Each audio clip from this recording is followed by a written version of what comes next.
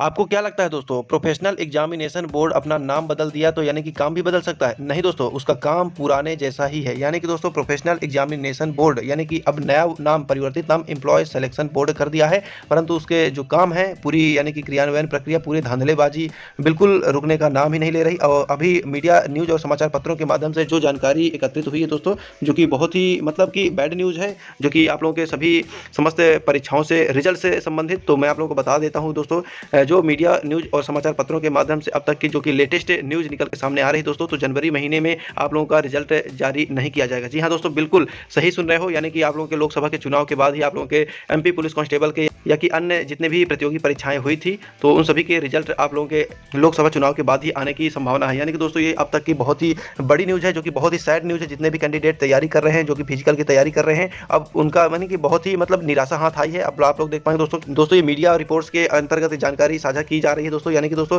इसमें बहुत ही बड़ी ब्रेकिंग न्यूज़ यही है अब तक की, जो कि आप लोगों का एमपी पुलिस कांस्टेबल वगैरह का परिणाम है लोकसभा के चुनाव के बाद ही आने की संभावना है। यानी कि दोस्तों इतनी ज़्यादा धांधलेबाजी हो चुकी है दोस्तों। आप लोग देख पाएंगे दोस्तों कि एमपी पुलिस कांस्टेबल हो गया या कि किसी प्रकार की जो भी एमपी पटवारी की भर्ती हुई थी, उसमें भी यानी कि किसी प्रकार की कोई नियुक्ति नहीं हुई। किसी भी प्रकार की कैंडिडेट्स बहुत ज़्यादा परेशान हैं और यानी कि फाइनल रिजल्ट आने के बाद भी नियुक्ति को तरस रहे हैं जितने भी कैंडिडेट हैं। मतलब कि अब क्या ही बताओ दोस्तों, यानी कि किसी भी प्रकार का एग्जाम क्वालिफाइड करने के बाद भी वो युवा बेरोजगार है, दर बदर भटक रहा है। तो आप लोग समझ सकते हो कि प्रोफेशनल एग्जामिनेशन बोर्ड, नया नाम एम्प्लॉय सिलेक्शन बोर्ड, नया नाम बदलने से उसके काम में परिवर्तन नहीं होगा दोस्तों। अब यानी कि ये आप लोग समझ सकते हो कितनी बड़ी मुसीबत हो चुकी है। यदि सच में यार लोकसभा चुनाव के बाद आप लोगों का रिजल्ट जारी किया जाएगा, तब तक यानी कि जो भी बेरोजगार युवा हैं, जो भी हमारे भाई लोग हैं, क्या करेंगे? मतलब कि अब ये तो बहुत ही बड़ी बात हो चुकी है यार, कि समाचार पत्रों के माध्यम से जो अब तक का लेटेस्ट न्यूज़ निकल के सामने आ रहा है कि आप लोगों का जो है तो परिणाम है तो अब लोकसभा चुनाव के बाद आएगा।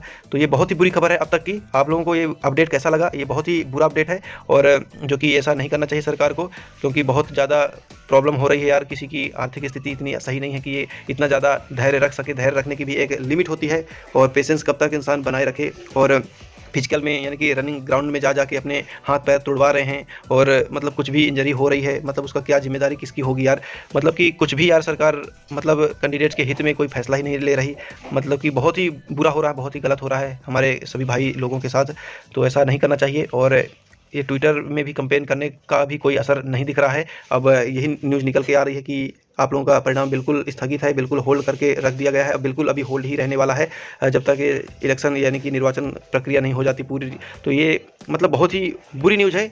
और बहुत ही आपको कैसा लगा कि ये जो न्यूज़ है बिल्कुल अब तक के बहुत ही सैड न्यूज़ में से एक है और ये बिल्कुल नहीं होना चाहिए। अब देखते हैं कि क्या कुछ नया अपडेट है कि आप लोगों का रिजल्ट आएगा भी या नहीं। तो अब हमें भी नहीं लगता कि बिल्कुल यार, मतलब अब तो आशा और उम्मीद की एक हद होती है, एक लिमिट होती है बिल्कुल, कि अब तो मतलब इसकी कोई आशा ही नहीं है। अब बस नई जो भी वैकेंसी यानी कि यूपी में जो चल रही है, अब उसी में थोड़ा बहुत आशा दिख रही है कि शायद उसमें भी कुछ हो पाए, या कि एसएससी है। अब दोस्तों मैं आप लोगों को एक छोटा सा रिकमेंड करना चाहूँगा, यदि आप लोग ज़िंदगी में सच में किस प्रकार की नौकरी प्राप्त करना चाहते हो और कम समय में, तो आप लोगों को अपना रुख एसएससी की ओर मोड़ना चाहिए। क्योंकि दोस्तों आप एसएससी की तैयारी करोगे, उसका टू द पॉइंट कैलेंडर जारी हो जाता है और उसी कैलेंडर के अनुसार ही आप लोगों के एग्ज़ाम कंडक्ट होते हैं, एग्ज़ाम के रिजल्ट होते हैं, ज्वाइनिंग होती है, मतलब बहुत ही अच्छी उसकी कार्यवाही होती है। तो मुझे स्पेशली बहुत ही अच्छा लगता है एसएससी का जो भी क्रियान्वयन प्रक्रिया होती है, क्योंकि दोस्तों एसएससी के अंतर्गत ही मेरा भाई साहब जो है सेलेक्ट हुए हैं। तो मुझे पता है कि यदि एक गरीब का बच्चा एसएससी की ओर रुख मोड़े तो उसको साल भर के अंदर उसके यानी कि सरकारी नौकरी का सपना पूरा हो सकता है। तो यदि आप लोग सच में किसी की तैयारी करना चाह रहे हो तो एसएससी की ओर ही रुख मोड़े और एसएससी आपको बिल्कुल 2024 में आपका यानी कि किसी प्रकार का सरकारी नौकरी प्राप्त करने का सपना पूरा कर देगी। तो चलिए आज के लिए बस इतना ही। Thanks for watching.